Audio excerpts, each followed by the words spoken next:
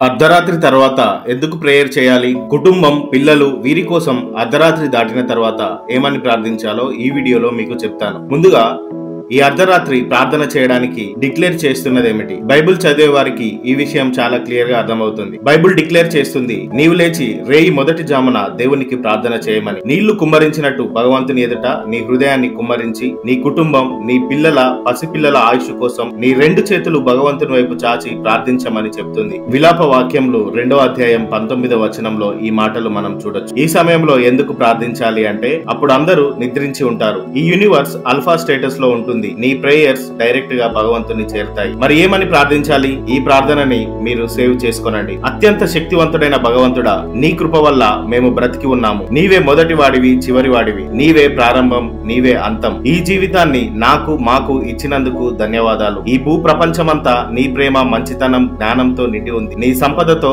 మమ్మల్ని తృప్తిపరుస్తున్నావు. మాకు నీ ఊపిరిని అందించి మా శరీరాలకు శక్తిని ఇచ్చినందుకు ధన్యవాదాలు. నీ అనంతమైన ప్రేమ, దయ, కృప కోసం నిన్ను ప్రార్థిస్తున్నాను. సూర్యోదయం మొదలుకొని సూర్యాస్తమయం వరకు నీ నామం స్తుతించబడుతుంది. మా పిల్లల ఆయుష్ను పొడిగించినందుకు ధన్యవాదాలు. మాలో ఉన్న మలినాలను క్లీన్ చేయండి. పవిత్రమైన హృదయం గలవారిగా మమ్మల్ని మార్చండి. నీవు మాపై చూపిన ప్రేమను మేము ఇతరుల పట్ల చూపిస్తాము. పేదరికం, ఆకలి, అప్పుల బాధ నుండి మమ్మల్ని విడుదల చేయండి. ప్రతి ఉదయం సంతోషంగా ఉండేలా మాకిస్తున్నావు. మా జీవితంలో అసాధ్యమంటూ ఏదీ లేదు. ఎందుకంటే అన్నిటినీ సుసాధ్యం చేసే భగవంతుడివి నీవు మాతో ఉన్నావు కాబట్టి మేము శక్తివంతులము. మా జీవితంలో మీ సంపదను రెట్టింపు చేయండి. మా ఆయుష్ను ఆరోగ్యకరంగా పొడిగించి మమ్మల్ని కాపాడండి. దేవా, మీ ఆశీర్వాదాలను మా విశ్వాసం ద్వారా పొందుకుంటున్నాం. భగవంతుడా, నీలో ఉన్న శాంతి, ప్రేమ, దయ, శక్తిని మాకు అందించమని మిమ్మల్ని ప్రార్థిస్తున్నాము. మేము ఎమోషనల్లీ, స్పిరిచువల్లీ ఇంకా స్ట్రాంగ్ అయ్యేలాగా మమ్మల్ని తయారు చేయండి. మా పరిధులను తెంచివేసి మేము పుట్టిన కారణాన్ని మాకు తెలియజేయండి. మరొక విజయవంతమైన ఉదయాన్ని,